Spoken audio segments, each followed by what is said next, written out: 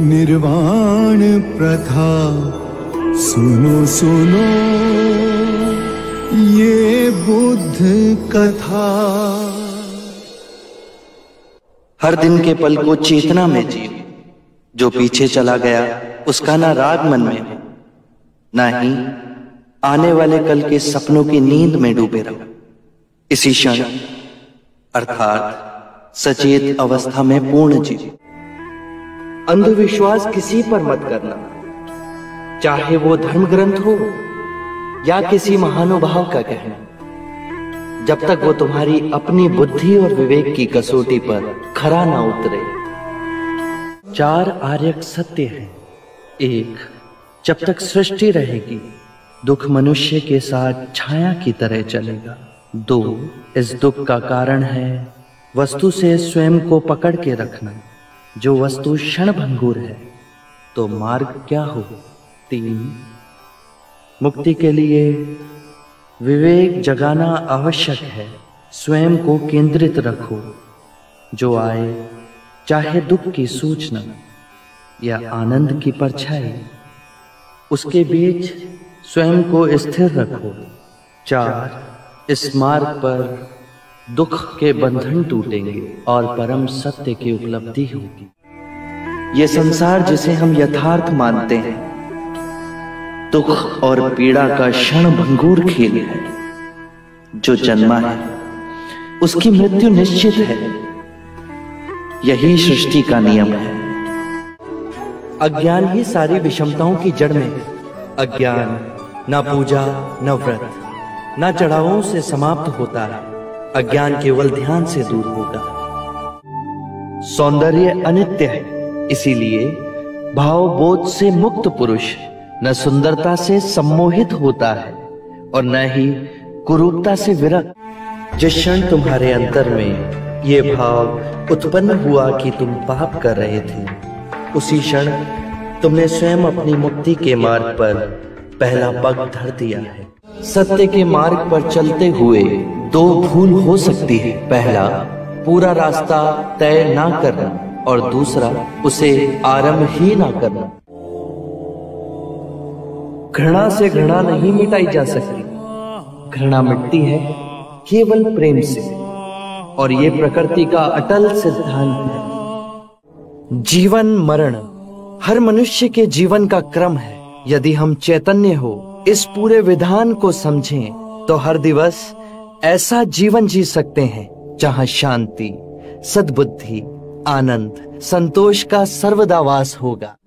जोश से भयंकर कोई अग्नि नहीं, घृणा से भयंकर कोई जानवर नहीं, अविवेक से बढ़कर कोई जाल नहीं, लालच से बढ़कर कोई बाधा नहीं।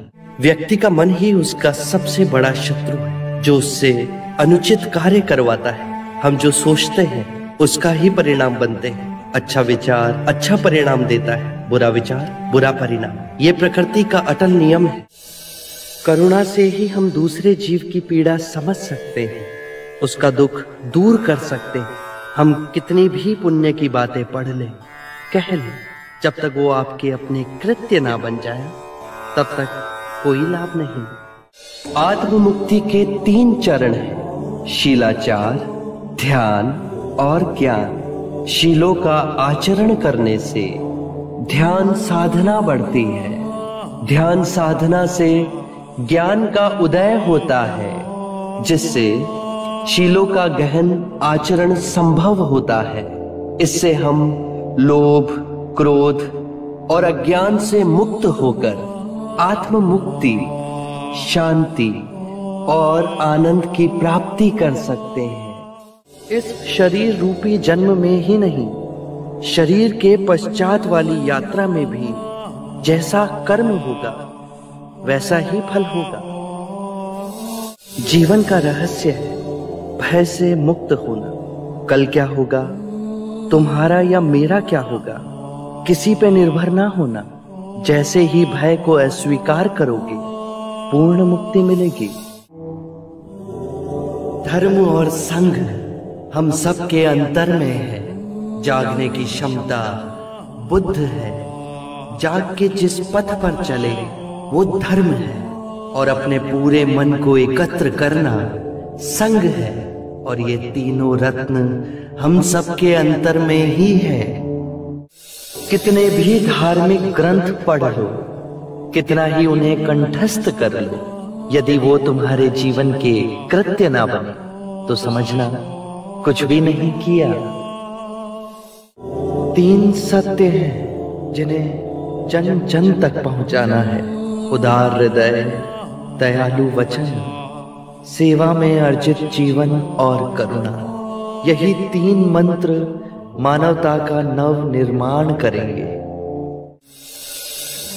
मृत्यु का भय उसे ना होगा जिसने अपना जीवन बुद्धिमानी से जिया हो। ये शरीर तो नश्वर है, पर मेरी वाणी, मेरे सूत्र बन सदैव आप लोगों के पथ को प्रकाशमयी करेंगे।